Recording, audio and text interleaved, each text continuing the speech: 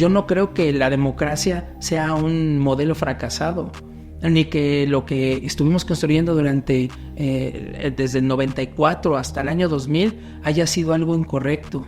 El problema es que perdimos la batalla. Hasta este momento, o sea, perdimos la batalla. O sea, las reformas que vienen ahora, y la reforma del Poder Judicial, demuestra eso. Si se consolida la reforma judicial, si finalmente terminan anulando la independencia de la Suprema Corte y de los jueces y queda vigente la reforma judicial, perdimos la batalla. El panorama es muy desalentador, ¿no? En nuestro país. Sobre todo porque yo quiero hacer una distinción entre política pública y política gubernamental, porque de ahí tenemos que empezar, ¿no? A mí me parece que lo que ha ocurrido en nuestro país es que cada gobierno, en cada sexenio, se cambia la política. No hay un acuerdo entre el sector político de nuestro país, porque finalmente tendríamos que partir de un acuerdo para que haya continuidad sobre cómo atender una problemática que es multifactorial, ¿no? La diferencia entre política pública y política gubernamental es que la política pública no es pública solo porque venga del gobierno o atienda temas que nos interesan a todos. Es pública porque tiene un componente democrático.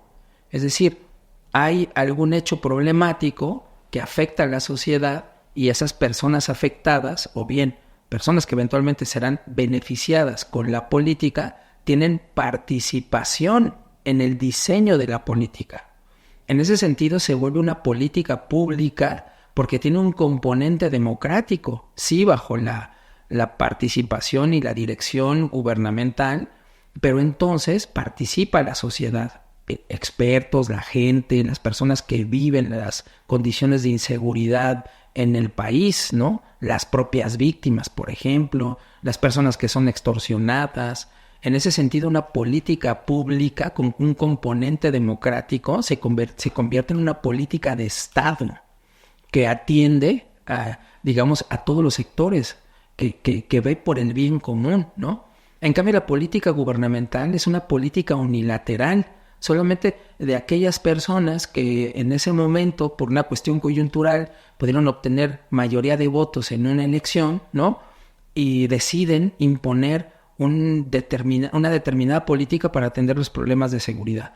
Y yo creo que eso es lo que nos ha llevado sobre todo al fracaso, porque por un lado tenemos, por ejemplo, lo que pasó con el sexenio de Felipe Calderón y que finalmente siguió la tendencia con el gobierno de Peña Nieto, atacar al crimen organizado desde una perspectiva militarista y policíaca, ni siquiera policial, porque hay una diferencia entre policíaco y policial.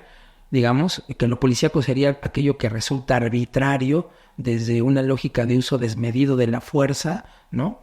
Entonces, desde una perspectiva militarista y policíaca, atacar a los cárteles, sí, podrás descabezar a los principales cárteles, pero no tienes una estrategia para atender la atomización de los cárteles, ¿no? Es lo que dicen de patear el avispero y después no saber qué hacer con todas las avispas que salieron del avispero. Y además sin que eso atienda a las condiciones que provocan la inseguridad. Por ejemplo, los factores de pobreza para la gente, la falta de oportunidades, todas las causas que provocan que los jóvenes tengan que emplearse con los cárteles, ¿no? Esos temas no fueron atendidos, pero además la labor de inteligencia que se necesita, porque sobre todo el crimen organizado se infiltra en las estructuras sociales de nuestro país. No solamente me refiero en el plano económico, sino que el crimen organizado, los integrantes de los cárteles no se están escondiendo.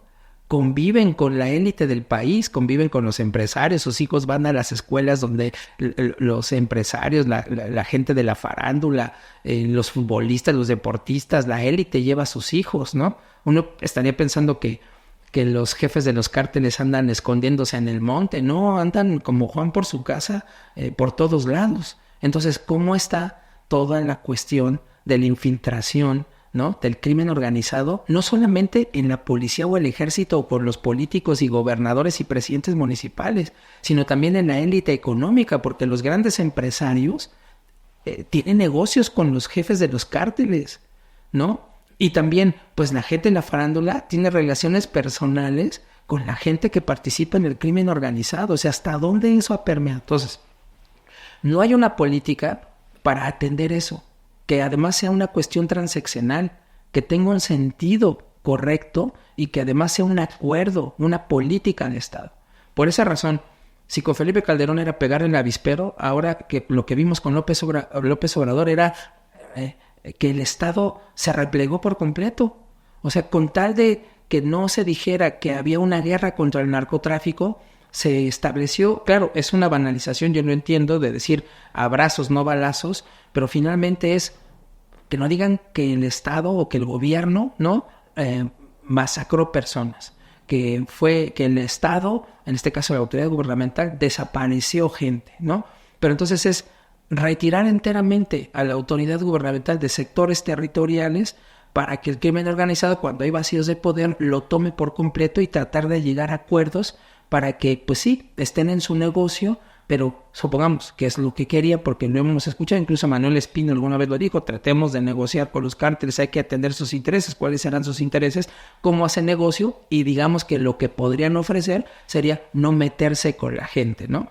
Pero le das control territorial. Entonces, ¿en serio eso es una política de Estado? ¿Eso atiende al bien común? ¿Eso podríamos tenerlo como una política, digamos, transeccional? ¿No? Ni es patear el avispero, ni es sacar al ejército, ni cometer masacres, ni tampoco retirar al ejército, no hacer absolutamente nada. Se necesita una política integral que sea transeccional, que sea una política de Estado y sobre todo esto que digo, que sea una política pública, con un componente democrático, donde la gente participe, donde dé su punto de vista, que sea una política de todos y de todas, que la gente intervenga, ese es el sentido. Mientras no tengamos eso, porque esto es una cuestión tan solo de forma, si no logramos este tema de forma, menos vamos a lograr una cuestión de fondo, ¿no? Ponernos de acuerdo con la política de fondo para combatir la enorme inseguridad que tenemos en el país. Bueno, nos debe de importar porque finalmente nuestro trabajo tiene que ver precisamente con darle seguridad y certeza a las personas. Las personas que nos contratan, lo que buscan sobre todo en un abogado, una abogada, es seguridad y certeza, ¿no? Te contratan a alguien, a un abogado, para que pueda defender lo más importante para esa persona, que es su vida, su familia, su patrimonio. Y qué mayor certeza que un procedimiento que está regulado y que de cierta manera la ley lo que permite es prever quizá algún resultado, ¿no? Entonces, cuando hablamos del tema de seguridad, hay que verlo desde una perspectiva, digamos, multidimensional, ¿no? A los abogados nos debe de interesar la seguridad porque eso nos dedicamos. Si nos interesa la seguridad jurídica, yo digo que nos tiene que interesar, sí la seguridad pública, pero yo lo digo desde una perspectiva más amplia. No nada más la seguridad ciudadana, la seguridad humana. Todo aquello que da certeza a cualquier persona en cualquier momento y etapa de su vida. Seguridad para la vida, seguridad para la integridad personal, seguridad para el empleo, ¿no? Seguridad, por ejemplo, para el bienestar personal, seguridad para la salud. O sea, la seguridad hay que verla desde distintos planos, ¿no? Claro, por supuesto, si hablamos de temas de seguridad ciudadana, que entra en el marco de lo más amplio que sería la seguridad humana, ¿no? Desde luego que esto es un elemento central, porque sin que nuestra vida esté protegida y nuestro bienestar personal esté protegido, que es lo mínimo indispensable, porque sin vida pues no hay absolutamente nada. Entonces todo lo que tiene que ver con la seguridad pública, o lo que ahora denominamos seguridad ciudadana, porque el concepto sería seguridad ciudadana es la seguridad pública, pero con un componente de derechos humanos, de derechos fundamentales, ¿no? En el marco de una sociedad democrática donde rige el Estado de Derecho, donde la dignidad humana nos preocupa y nos interesa, pues en esa lógica, pues lo más importante es salvaguardar la vida y la integridad de las personas.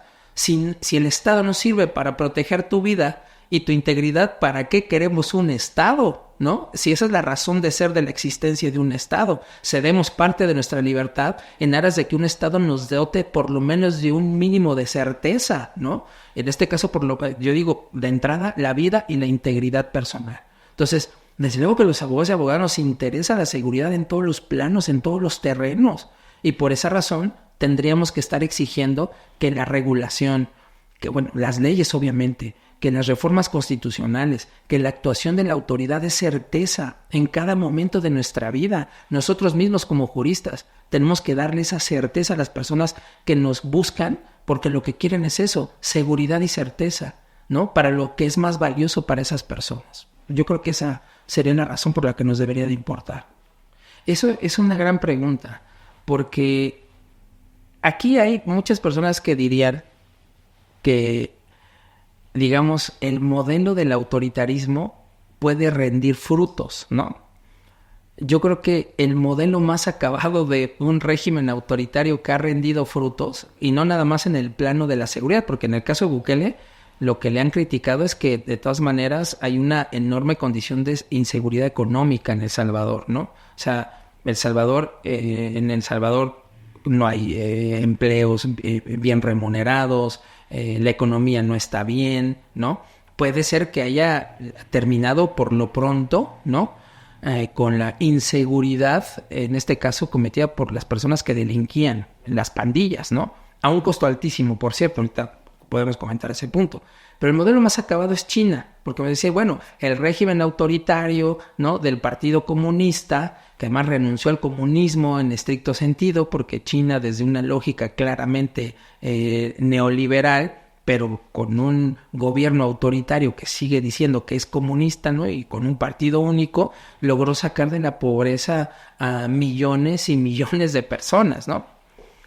Pero aquí el punto interesante, desde mi perspectiva, es que estamos dejando de lado un punto central.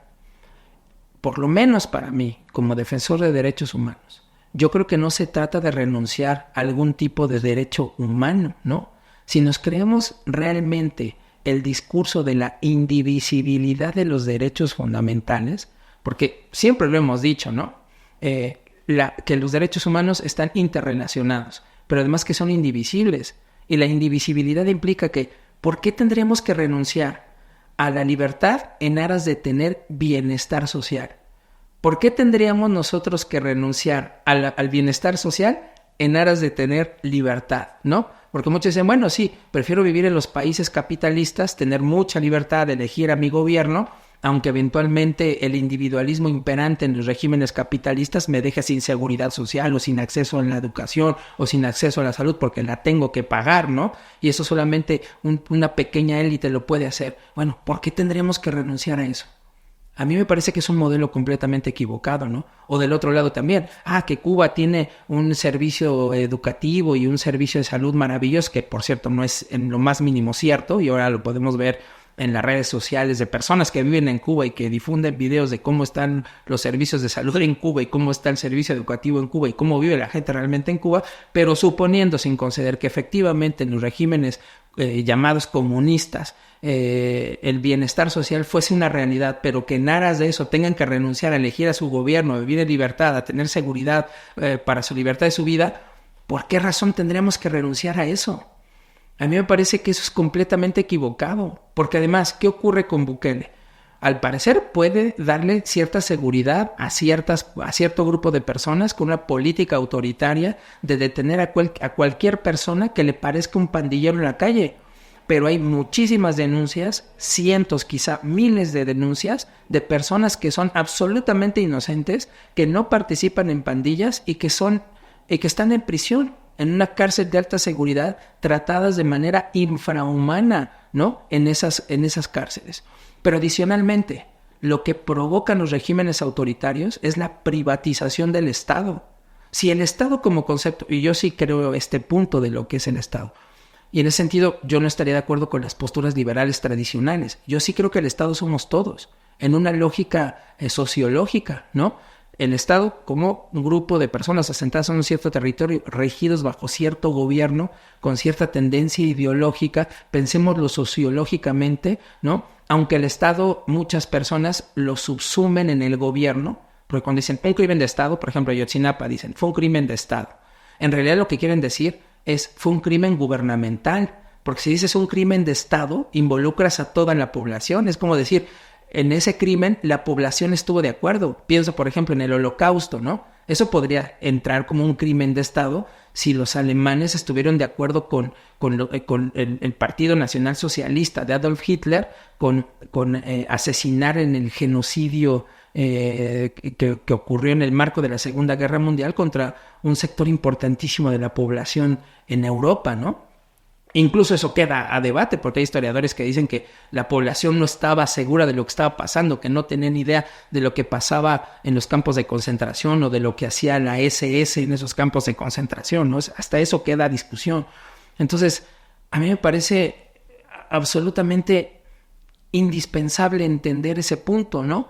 Porque en el momento en que privatizas al Estado, y lo privatizas cuando existe un régimen autocrático y dictatorial, porque solamente, en el mejor de los casos, los dictadores y los autócratas, si es que quieren y si es que son generosos, gobiernan para su facción, gobiernan para un sector poblacional y privatizan los beneficios del Estado. ¿Qué mayor privatización del Estado que eso? ¿No?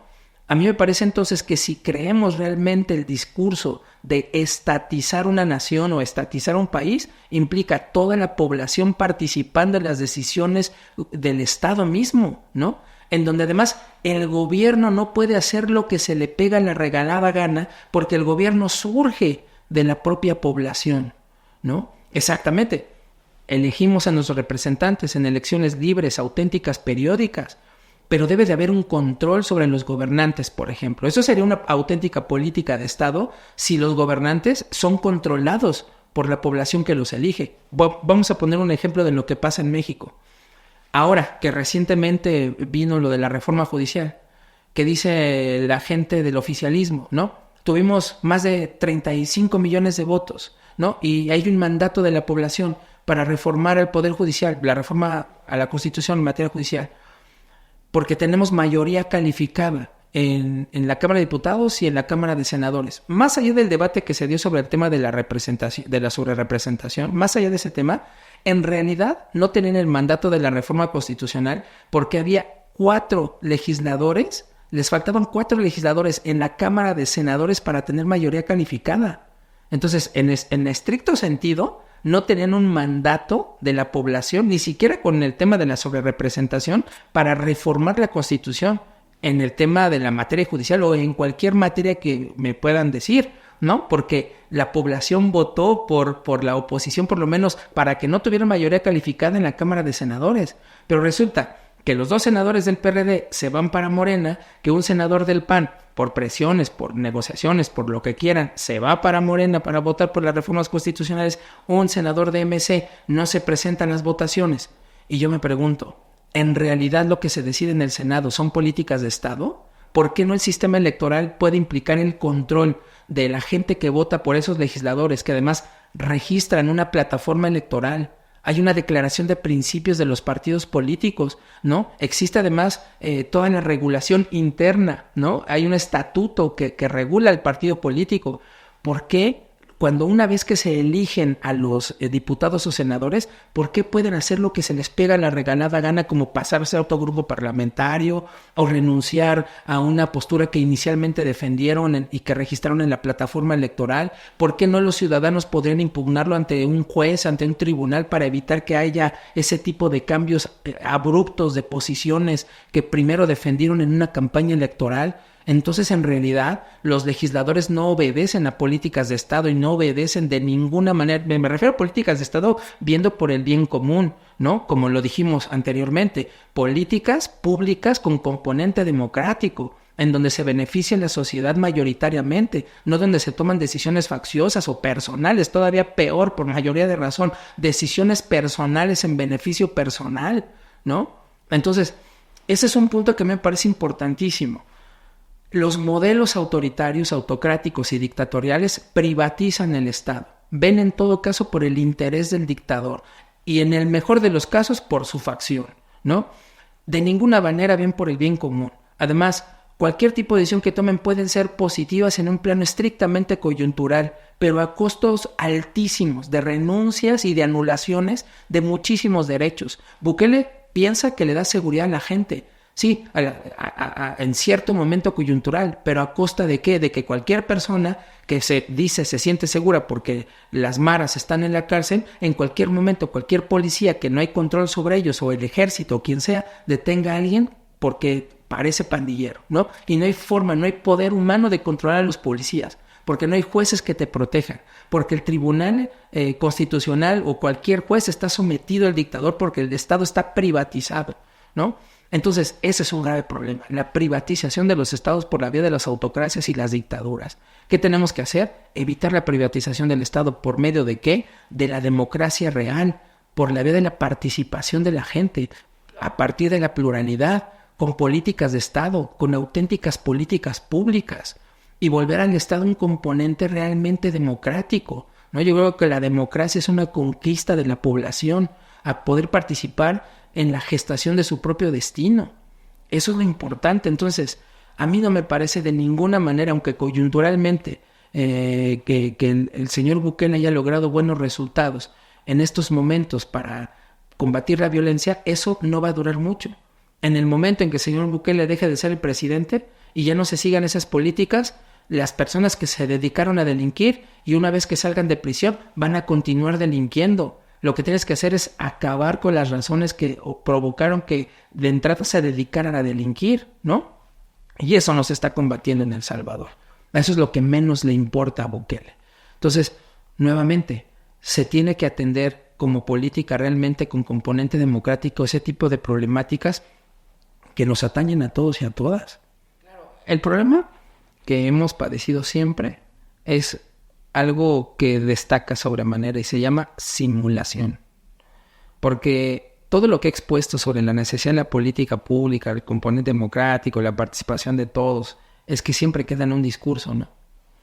Porque de esa manera el sector político finge que le interesa todo eso. Entonces, bueno, es como por ejemplo cuando se aprobó la reforma constitucional para crear una Fiscalía General de la República, ¿no?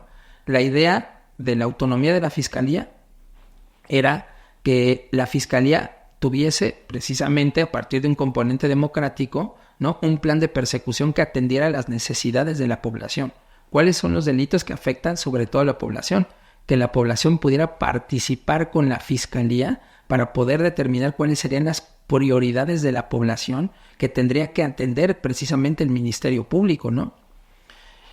Y toda la integración de la Fiscalía, o sea, me refiero orgánicamente, iba en ese sentido. Por ejemplo, que la Fiscalía participara en las comisiones de búsqueda, que la Fiscalía tuviera una participación destacada en eso, en los mecanismos de asistencia exterior, por ejemplo, porque ahora que conocemos de casos de masacres de migrantes, que tuviera un rol importante con este componente democrático de participación de la gente, y la autonomía pretendía blindar al fiscal de todo lo que padecimos en los regímenes autoritarios, de esta orientación política de la justicia penal, ¿no?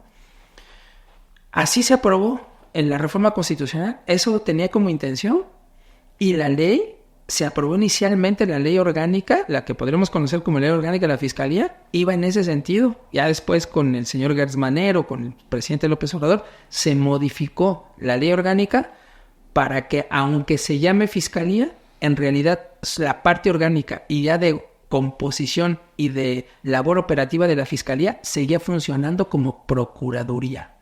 Entonces resulta ahora que la autonomía es la coartada que tuvo el presidente para que todas las decisiones que él tomaba y que instrumentaba en la Fiscalía, él dijera, yo no ordené nada porque la Fiscalía es autónoma. Entonces resulta que por la simulación, la autonomía resultó totalmente contraproducente porque el propósito, el objetivo era otro por completo. Lo que nosotros hemos padecido como país y por qué no han resultado los derechos humanos más allá del discurso de la reforma 10 de junio de 2011, el sistema penal acusatorio, por ejemplo, ¿no? Todas las reformas sobre el tema de consolidación de las autonomías, porque había un proyecto de desconcentración del poder a partir del año 2000. O sea, pocas personas lo recuerdan, pero en el régimen autoritario empezó a minarse desde la llegada de Ernesto Zedillo. Ahora lo meten en el mismo paquete a Zedillo, pero Zedillo liberalizó la economía y liberalizó la política. Cedillo, por lo menos, permitió que perdiera el PRI, primero en la Ciudad de México, porque en el 97, o sea, en el 94, Ernesto Cedillo es electo presidente, ¿no? Bueno, impuesto, porque finalmente no había elecciones auténticas en el país, todavía el régimen autoritario que duró 70 años, sabíamos imponer al presidente de la República. Pero después de tantas luchas históricas, en el 97 gana Cuauhtémoc Cárdenas la jefatura de gobierno en la Ciudad de México. En el 2000 pierde el PRI la presidencia de la República. Francisco Labastida pierde la presidencia y Vicente Fox gana la presidencia de la República, ¿no? Y a partir de esos momentos, de este sexenio donde se liberaliza la política, antes se trató de libre comercio, pero empiezan a hacerse estos cambios importantes, empieza la sociedad a tener una vida completamente diferente en nuestro país, ¿no? El asunto es que había un proyecto de desconcentración de poder, un proyecto de modernización de la economía, había un proyecto democratizador para el país, había un proyecto de transparencia, de control de los órganos gubernamentales, ¿no? Había un proyecto de un sistema de justicia penal que fuese transparente y defendiera sobre todo los derechos de las personas y no le diera preeminencia a las autoridades gubernamentales, porque el sistema inquisitivo lo que le daba era poder a los policías y a los fiscales, bueno, los ministerios públicos. La reforma de derechos humanos hizo un cambio radical de perspectiva que en lugar de poner a la autoridad del gobierno en el centro, puso a la persona humana en el centro de las decisiones del propio Estado. Había un proyecto. El problema es que siempre ha habido una tensión entre aquellos que sinceramente lo empujan y lo quieren y aquellos que se niegan pero que lo aceptan porque no les queda de otra. Muchas veces decíamos, bueno, Felipe Calderón, Vicente Fox eventualmente, todavía tanto no tanto Vicente Fox, pero sí Calderón, sí Peña Nieto, ¿no? A mí me parece que aceptaron este tipo de reformas no porque las quisieran, sino porque no les quedaba de otra. La presión social era tan fuerte para democratizar al régimen que lo aceptaron, pero finalmente los sectores conservadores, privilegiados, empresarios, las mafias sindicales, las mafias delictivas, por supuesto que no querían que se liberalizara la economía, ni la política, ni que hubiera controles democráticos, ni nada por el estilo. Siempre ha habido esa tensión todo el tiempo. Pero ahora, en esta tensión, en la disputa de poder, terminaron ganando aquellos que nunca quisieron este tipo de reformas democratizadoras, ¿no? Y que ahora, yo estoy completamente convencido, están encantados de la vida de regresar a un régimen autoritario en donde prefieren 1,000,000 de veces entenderse con una sola persona que está en la presidencia de la República, como en la época del priismo autoritario, que someterse a la regulación de órganos autónomos, por ejemplo, que someterse a la regulación de órganos de transparencia, que someterse a la incertidumbre de jueces independientes e imparciales, que someterse a paneles arbitrales en donde eventualmente, si no cumplieron con las regulaciones, entonces pueden ser sancionados. Esa es la lógica de las oligarquías. Entonces, el grave problema es ese, que no hemos podido derrotar realmente a las oligarquías, a los sectores privilegiados, a los grandes empresarios, a los que les interesa el dinero, a los que quieren mantener sus privilegios, ¿no? Que son todos estos sectores sociales que no quieren soltar el poder por ninguna razón del mundo, ¿no? Ese es el tema central. Yo no creo que la democracia sea un modelo fracasado, ni que lo que estuvimos construyendo durante desde el 94 hasta el año 2000 haya sido algo incorrecto. El problema es que perdimos la batalla. Hasta este momento, o sea, perdimos la batalla. O sea, las reformas que vienen ahora, y la reforma del Poder Judicial, demuestra eso. Si se consolida la reforma judicial, si finalmente terminan anulando la independencia de la Suprema Corte y de los jueces y queda vigente la reforma judicial, perdimos la batalla. Vamos al modelo anterior, ¿no? Que eso es lo que va a ocurrir. El modelo del formalismo judicial, el modelo del formalismo jurídico, el modelo de los jueces invitados de piedra, el modelo en donde lo que decide una sola persona o un solo partido, ¿no? Es lo que cuenta, en donde los ciudadanos no tienen ningún tipo de poder, en donde no tienen forma de defenderse porque los medios de control son absolutamente nulos, porque todo queda a expensas de lo que decidan aquellos que han privatizado el Estado en su beneficio, ¿no? Ese es el grave problema. Por eso no logramos que esos cambios llegaran a las personas, ¿no? Pero yo digo, ok, no lo logramos. A mí me da mucha tristeza pensarlo porque yo tengo 48 años. Y yo cuando cuando nací en el 76, iba terminando el gobierno de Echeverría, empezaba el gobierno de López Portillo, ¿no? Cuando terminó el gobierno de López Portillo yo tenía 6 años. Cuando terminó el gobierno de Miguel de la Madrid yo tenía 12. Cuando había terminado el gobierno de Salinas yo tenía 18 años. Empezaba el gobierno de Zedillo. Yo no tenía mucha conciencia o casi nula conciencia política a los 18 años, ¿no? Era a partir sobre todo casi a los 20 años cuando empezó todo el auge democrático por el triunfo de Cuauhtémoc Cárdenas, donde yo participé activamente en esas elecciones en el 97, ¿no? Y después en el año 2000, siempre apoyando a la izquierda y al PRD, ¿no? Que fue algo que me motivó muchísimo, pero toda mi vida consciente política y más como abogado, toda mi vida profesional ha sido en el ámbito democrático. O sea, todo mi trabajo como jurista ha sido en el marco del proceso de transición democrática de México. Yo no sé cómo es vivir bajo el régimen autoritario. En el poco tiempo que viví bajo el régimen autoritario, bajo el yugo del priismo autoritario, yo tenía... era un chavito, ¿no? Que apenas tenía 16 años, 18 años. Cuando empecé a entender la lógica de la política, ya el régimen empezaba a cambiar, a liberalizarse, era otra cosa completamente diferente. Y a mí me da muchísima tristeza que en el último tercio de mi vida lo tenga que vivir en un régimen que todo parece indicar va a ser como el régimen priista anterior, ¿no? Autoritario, no solamente de un solo partido, quizás hasta de una sola persona. Y yo creo que esa es una desgracia enorme, inmensa. Y más para alguien como yo que no tiene lealtad por un partido político. O sea, yo no estoy ni a favor del PRI, ni del PAN, ni del PRD, ni de Morena. Lo que yo defiendo son valores. Lo que yo quisiera es una sociedad democrática, plural, libre. Eso es lo que yo quisiera, que la gente pudiera defenderse.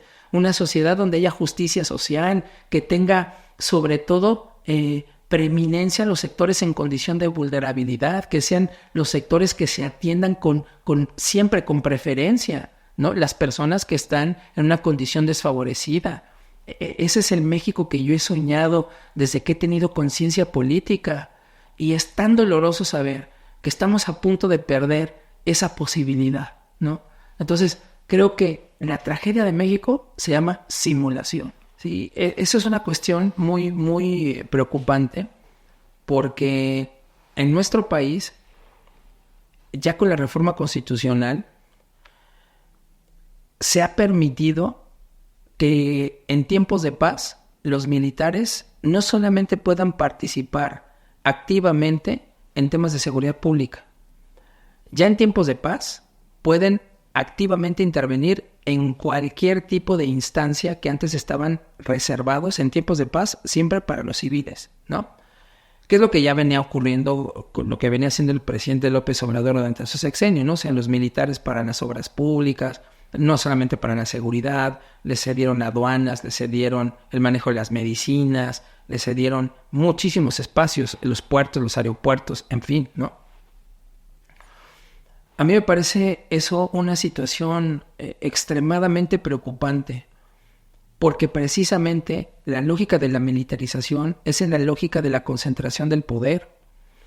En lugar de que estemos pensando en un país realmente federal, y pensar en un país federal implica pensar en la lógica de la concentración del poder, de fortalecer la capacidad de seguridad pública o de seguridad ciudadana de las policías ministeriales, de las policías estatales de preventivas, por ejemplo, o las municipales, que ahora sabemos donde más vulnerables se encuentran los sectores gubernamentales es en el ámbito municipal, como lo vimos que en la decapitación del presidente municipal de Chilpancingo. Es increíble que al presidente municipal de la capital de un estado le hagan eso, es increíble. Eso muestra condiciones de estado fallido en el país, ¿no? Que además lo hayan citado obligadamente a presentarse sin ningún tipo de escolta y que el presidente municipal de un municipio, que es la capital de un estado del país, se haya sentido obligado a presentarse a una reunión con los jefes del crimen organizado sin las escoltas porque era una orden de los jefes de la banda, ¿no? Es una cuestión impresionante. Entonces, el tema es, no se fortalece ni al municipio en el tema de seguridad pública, ni a los estados, y al contrario, se fortalece la visión militarista, sobre todo de concentración del poder para las autoridades federales. Pero además, pensando que los militares no están capacitados, ni es su intención dedicarse a temas de seguridad ciudadana, ¿no? Los militares están capacitados para derrotar al enemigo, están para proteger la seguridad nacional del país, para enfrentar algún tipo de guerra, algún tipo de invasión. Hay un tema muy interesante que quiero sacar a colación porque lo leí en el libro del presidente Felipe Calderón, el libro que él publicó sobre su presidencia. Y él dice algo que me parece sumamente importante. En nuestro país, los militares tienen, digamos, un fuero personal y colectivo propio. Jamás ha habido transparencia para lo que pasa con los militares. Es un mundo aparte el ejército. No sabemos qué hacen, no sabemos cómo lo hacen, no sabemos cómo se organizan, ¿no? No sabemos nada de eso. Es un mundo aparte, opaco, impune. Nadie, ningún civil, ni siquiera el presidente de la República sabe qué pasa en el ejército, ¿no? Obviamente el ejército, no obstante que el ejército mexicano, eso sí se debe de reconocer, ha sido un ejército que se ha mantenido, digamos, leal con el presidente civil del país. O sea, no ha habido, por lo menos desde que Lázaro Cárdenas concentró el poder en el presidente de la República después de la expulsión de Plutarco Elías Calles y se funda lo que conocimos como el presidencialismo mexicano por ahí de 1935 y después en el 46 se funda el Partido Revolucionario Institucional o llega el primer presidente civil en esa época, Miguel Alemán Valdés. La última sonada fue la de Saturnino Cedillo durante el gobierno de Lázaro Cárdenas, el último intento de golpe militar o de acción revolucionaria por parte de un cacique, ¿no? Fue en la época de Cárdenas y fue terminada. Pero desde la fundación del Partido Revolucionario Institucional hasta estos días nunca ha habido un gobierno militar. Eso es real, ¿no? Eso hay que reconocérselo al ejército mexicano. Pero lo que se ha tenido que cambiar para eso ha sido, ustedes tienen su propio mundo. Ustedes pueden hacer lo que quieran en ese mundo. Entonces, lo que decía el presidente Calderón es muy interesante porque él decía, el presidente no tiene una fuerza propia porque el ejército, ¿no?, es leal a sí mismo. Aunque en términos generales acepta subordinarse al presidente civil, perfecto. Pero no son el cuerpo de protección del presidente o no son, digamos, no están subordinados a los deseos del presidente porque no dependen de él, no le rinden cuentas en realidad al presidente, ¿no? Por eso, decía Felipe Calderón, era necesario tener un cuerpo armado propio del presidente que fuera leal al presidente. En este caso, la Policía Federal. Era absolutamente necesario, ¿no? O sea, un cuerpo armado que fuera leal al presidente, que controlara al presidente, que formara el propio presidente, que sirviera de contrapeso al ejército, ¿no? Bueno, a las Fuerzas Armadas, porque el ejército nada más, digamos, es una parte de las Fuerzas Armadas, está la Marina, está la Fuerza Aérea Mexicana, ¿no? Pero en el momento en que como presidente civil le das enteramente todo el poder a las Fuerzas Armadas, porque ahora con la reforma constitucional, la Guardia Nacional está conformada enteramente por militares. Y además, la reforma constitucional dice que las Fuerzas Armadas están integradas por Ejército, Marina, obviamente la Fuerza Aérea, porque depende del Ejército, y la Guardia Nacional. Es decir, Guardia Nacional es Fuerza Armada permanente. No hay ningún componente de contrapeso de una Fuerza Armada que depende enteramente, que esté absolutamente bajo control del presidente.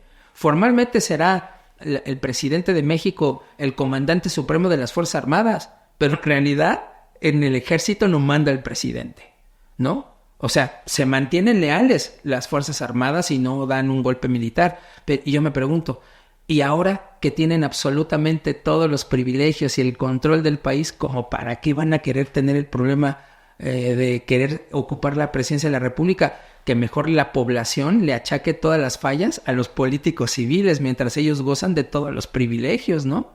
mejor así, tras bambalinas, gozan de todos esos beneficios de por sí en un mundo que es impenetrable para los políticos civiles y todavía por mayoría de razón para la población, que no tenemos ni la más remota idea de qué hagan los militares, ni cómo se comporten, ni qué es lo que hagan.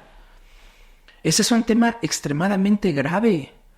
Y a mí me parece muy preocupante que el presidente López Obrador haya cedido el poder. Vaya, olvidémonos ya de una cuestión de crítica a Morena, no olvidémonos de Morena o del presidente López Obrador. Hablemos de una cuestión estratégica, ¿no? Para cualquier gobernante civil del país.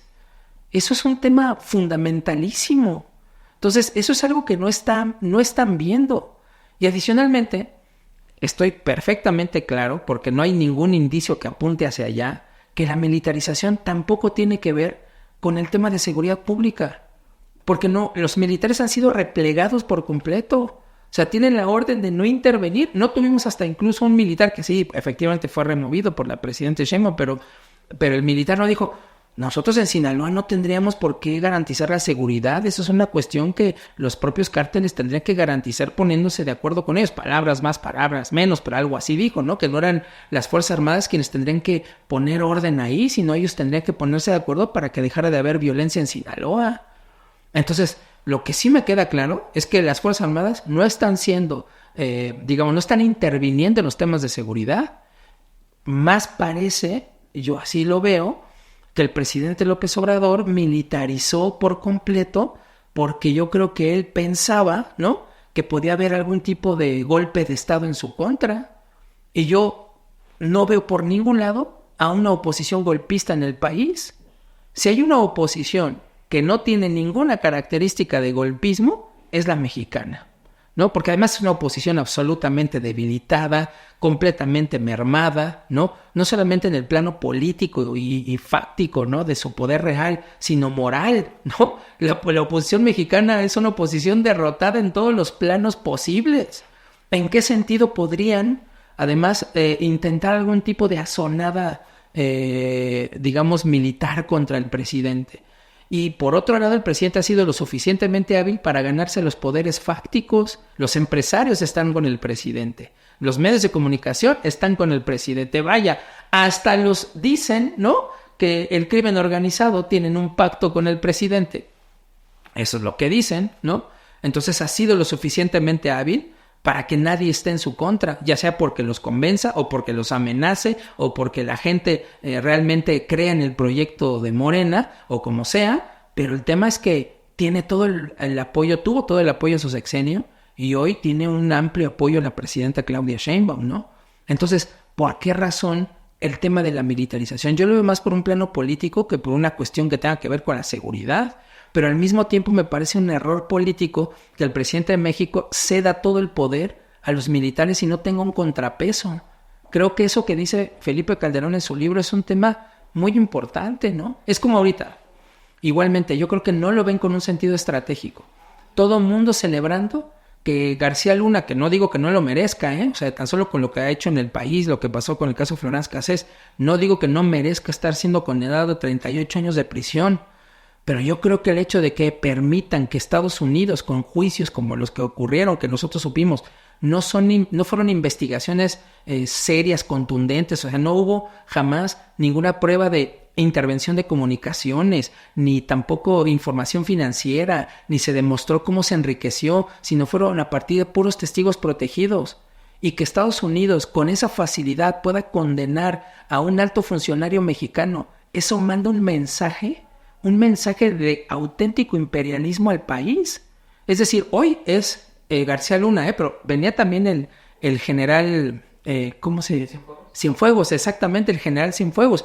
A él, el ejército, el presidente se vio obligado a salir a defenderlo. Y lo defendieron y lograron que no estuviese en prisión. Pero hoy fue García Luna y lo aplaude el gobierno, el oficialismo. Pero mañana puede ser cualquiera del oficialismo, ¿no? Y el problema no es que no se lo merezcan.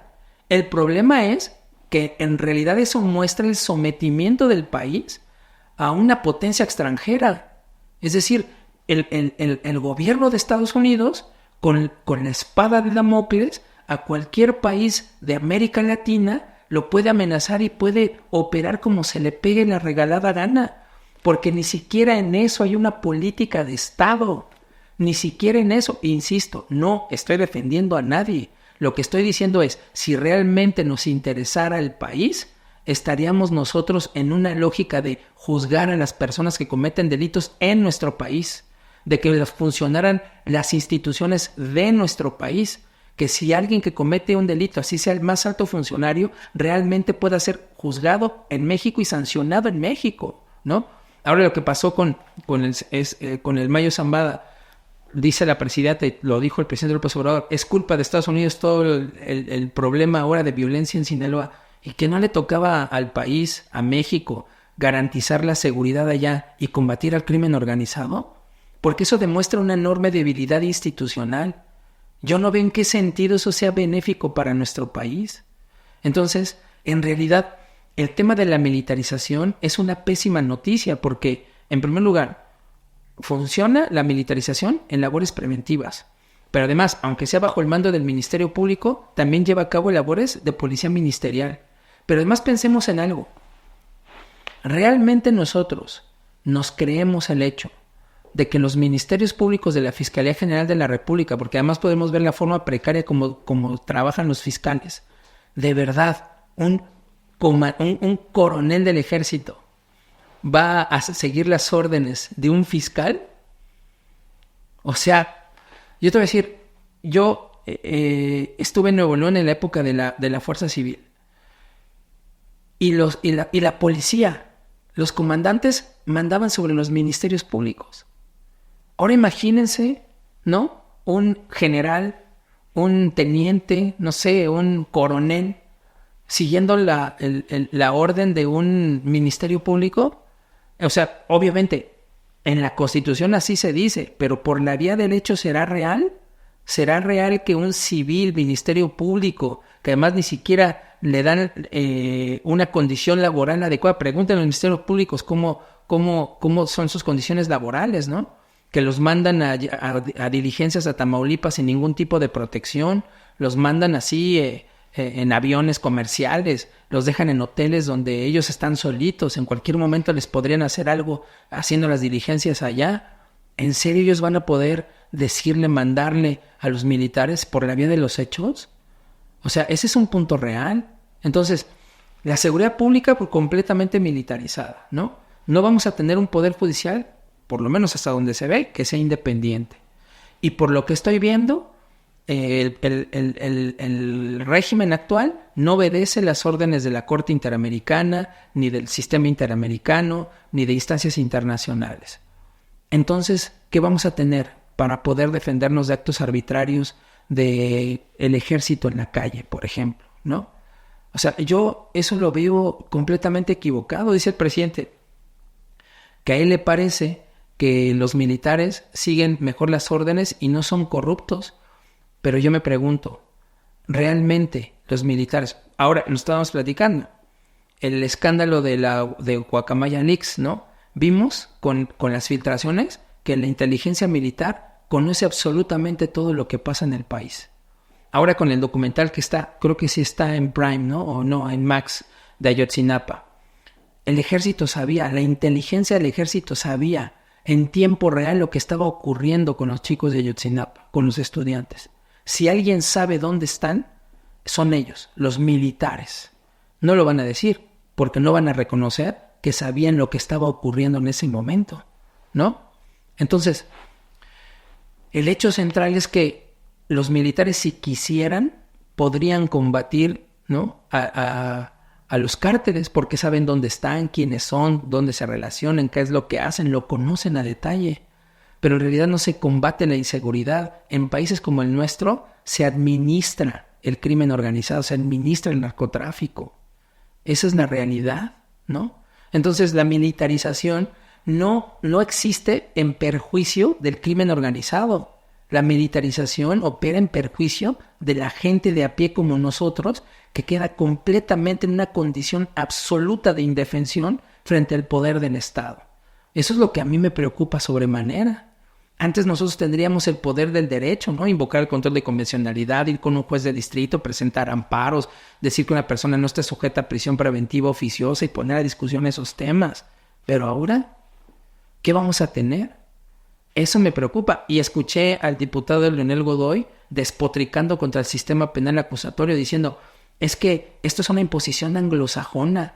Nuestra tradición es el juicio de escritorio, ¿no? El juicio de expediente, el sistema inquisitivo. Un sistema que le daba todo el poder a la autoridad, al Ministerio Público y al fiscal, que no era transparente, ¿no? No el sistema acusatorio que busca que sea transparente, poner en el centro a la persona, tener bajo control al fiscal y al Ministerio Público. Es un sistema para la democracia, el sistema penal acusatorio. Pues no, eso no le gusta al nuevo régimen. Entonces todo eso forma parte de un componente propio de un régimen autoritario. A mí me preocupa sobremanera. Entonces yo no lo veo con una perspectiva real de seguridad para la gente. Es un problema.